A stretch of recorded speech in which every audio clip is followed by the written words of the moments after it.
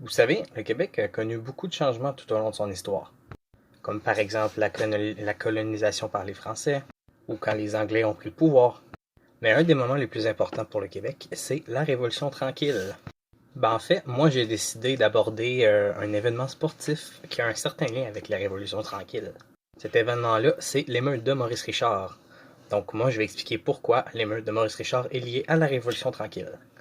Le 13 mars 1955, Maurice Richard joue contre les Bruins de Boston.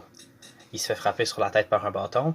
Un arbitre le retient pendant qu'il se fait encore frapper par un joueur des Bruins de Boston. Il se retourne et frappe l'arbitre.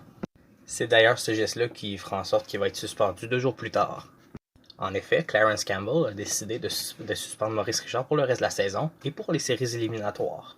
Ce geste empêche Maurice Richard de gagner pour la première fois le trophée du meilleur pointeur et aussi nuit grandement aux chances du Canadien de se rendre en séries éliminatoires. Maurice Richard a toujours été un joueur qui était très impulsif et pour sa défense dit qu'il n'avait pas reconnu que c'était un arbitre qui le retenait. Il pensait que c'était simplement un joueur des Bruins.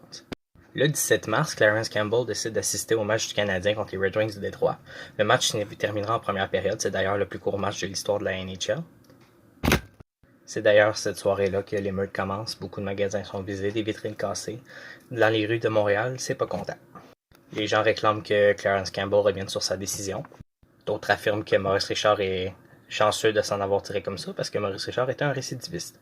Ce qu'on a pu voir avec cette émeute-là, c'est que les Québécois sont pas vraiment contents d'être privés de leur idole, de leur icône, parce que Maurice Richard, sans le vouloir, représentait le peuple québécois qui était opprimé face aux Anglais. Un autre événement important à aborder au niveau de la Révolution tranquille, ça s'est passé avant l'émeute, c'est la grève d'asbestos. Une grève où on voit des miniers réclamer une meilleure condition de travail, des meilleures conditions de vie, de meilleurs salaires, plus de congés, et qu'au final, il sera refusé. Bien que la grève veut pas les résultats espérés, c'est tout de même la première fois que les Québécois se réunissent pour faire face aux Anglais comme ça. Par la suite, en 1960, c'est l'arrivée de l'équipe du tonnerre. Le gouvernement qui va grandement aider les Québécois à améliorer leurs conditions de vie. Nouveau code du travail, nationalisation de l'électricité, nationalisation des ressources naturelles. Tous des gestes qui aident grandement les Québécois, mais malheureusement coûtent cher et c'est pour ça qu'en 66, ils perdent des élections. Si on aborde la Révolution d'un côté philosophique, il faut savoir que, par exemple, Karl Marx serait d'accord avec ça, parce que c'est tout simplement des prolétaires qui se révoltent pour avoir plus de pouvoir, pour avoir plus de liberté. Ils essaient de mettre fin au capitalisme, qui est mauvais pour eux.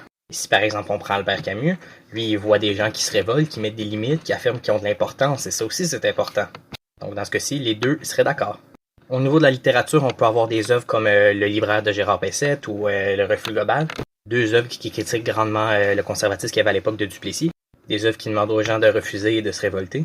Puis après 1960, on peut voir qu'il y a une évolution. Les œuvres sont plus libres, plus style différent. Fini le conservatisme. Bref, au final, l'émeute de Maurice Richard fait partie de la marche vers la Révolution tranquille, mais n'est pas l'élément principal. Par exemple, il y a la grève d'asbestos, ou aussi dans la littérature qu'on peut voir une certaine évolution, une certaine révolution, que ce soit au niveau culturel ou politique. Merci!